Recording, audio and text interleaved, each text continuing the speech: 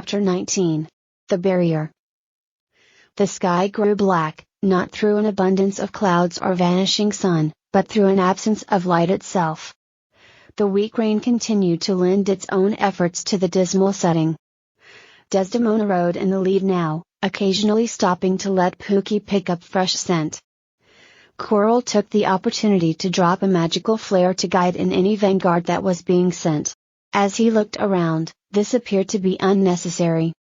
A platoon of troops struggled ahead against some dark enemy, with the standard of the Ninth Army in their center. Looking at it tactically, they seemed to have the situation in hand. As the front troops engaged, the flanks spread out on either side. Coral returned his attention above and spurred his horse on to catch up with Desdemona. However, in almost no time the horse reared up and came to an abrupt stop, wings beating heavily and losing altitude. "Hey! Hey!" called out Coral, as his mount tried to regain stability without crashing into whatever invisible barrier they were up against. Desdemona turned back, confused. "I can't get through!" shouted Coral, miming a wall. Desdemona surveyed the situation, nodded, and made motions indicating that Coral should land and join the troops. Frustrated, but lacking any other choice, he descended. He alighted near the standard, with its cluster of commanders and magical support. It was now clear that what he had taken to be a flanking action was their line spreading out along a curved barrier. The situation was not as well in hand as he had assumed. "Hey ho, Coral!" cried out one of the mages. "Did Desdemona find you?" "Miasma?" he asked. She nodded. "Desdemona? Black horse, fangs, glowing eyes?" "Sounds like she did," laughed Miasma. "We're in a bit of a pickle here. Somehow, somewhere, they've managed to recruit a company of dragons." Coral looked to their front and the shapes he had seen dimly before were definitely clawed and fanged, snapping at the front ranks then retreating, unimpeded, behind the barrier. But he shook his head. "Those aren't dragons." Miasma looked confused. "They may look like dragons, but according to Desdemona they're demons. And she looks like the sort of person who should know." "Drat," said Miasma. "Make that a big, sour, dill pickle." She turned to relay this information to the commanders. Just then there was a commotion in the front ranks. A large figure had broken through the barrier and the soldiers were crying in alert and trying to close ranks to block its advance. Coral caught sight of the tabard and rose up in his stirrups to call out. "Give way! Give way! That's one of ours! She's on our side!" The soldiers hesitated, forming up, but looking to their commanders for confirmation. "Give way!" shouted the general, looking over at Coral questioningly. "Heed the champion!"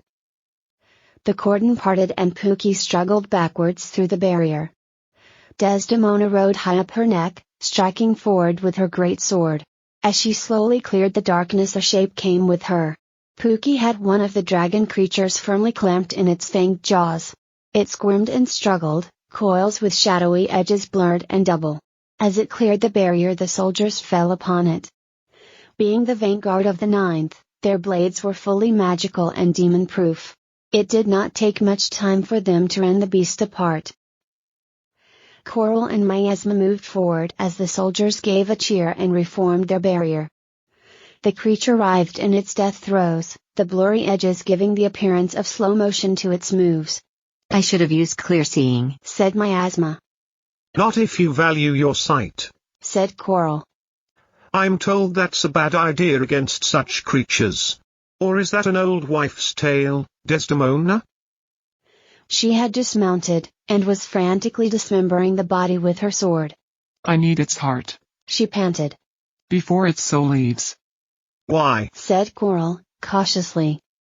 "There's great magic in a demon's heart," said Miasma. "Can you breach the barrier with it?" Desdemona nodded. "Sorry for doubting you," said Coral, abashed. He leapt from his horse and helped her cut through the tough, though indistinct hide. Once through the skin, the ribs, or cartilage, or chitin, it was hard to tell, it was quick work.